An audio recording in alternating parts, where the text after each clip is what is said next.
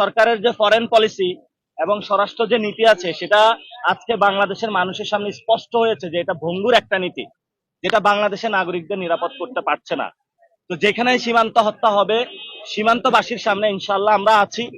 আপনারা ঐক্যবদ্ধভাবে বিজিবির সাথে থাকেন। যদি কেউ রাতের আধারেও হোক পুশিং করার চেষ্টা চালায়, গ্রামবাসী মিলে আপনারা এটা প্রতিরোধ করবেন, বিজিবিকে খবর দিবেন, পুলিশকে খবর দিবেন। আপনারা রাতে দরকার হয় রাত জেগে সীমান্ত পাহারা দিবেন, কিন্তু বাংলাদেশের কোনো একটি কণা মাটিও যাতে এখানে কেউ পুশিং করার মাধ্যমে দখল করতে না পারে সেই বিষয়ে আপনারা সচেষ্ট থাকবেন। আমি পুরো বাংলাদেশের নাগরিকদেরকে আহ্বান জানাবো, দল মত নির্বিশেষে কে কোন দল করেন ভাই আপনার দল রাখেন। এটা খুবই বড় ধরনের বাংলাদেশের সার্বভৌমত্বের ক্রাইসিস। দলাদলি ভাই বাদ দেন, আপনারা আপনাদের কাছে আল্লাহর রস্তে মাফ চাই। সীমান্ত ইস্যুটা বড় একটি ইস্যু, এখানে পুশিং চলতেছে।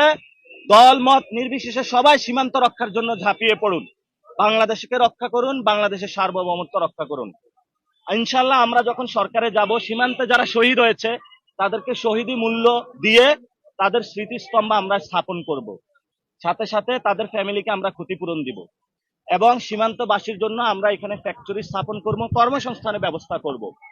আমাদের গভর্নমেন্টের ইনশাল্লাহ ভবিষ্যতে প্রায়োরিটি থাকবে সীমান্ত এলাকায় স্কুল নির্মাণ, সীমান্ত এলাকায় হসপিটাল নির্মাণ, সীমান্ত এলাকায় কর্মসংস্থান তৈরি করা, সীমান্তের যে বাহিনী আছে এটাকে শক্তিশালী করে বিশ্ববাসীকে জানান দেওয়া বাংলাদেশ নামকে মর্যাদাবান একটা রাষ্ট্র আছে, যেখানে কেউ পুশিং আর করতে পারবে না, যেখানে আর কেউ সীমান্ত হত্যা করতে পারবে না। ইনশাআল্লাহ ভবিষ্যতে আমাদের এই লড়াই চলমান থাকবে।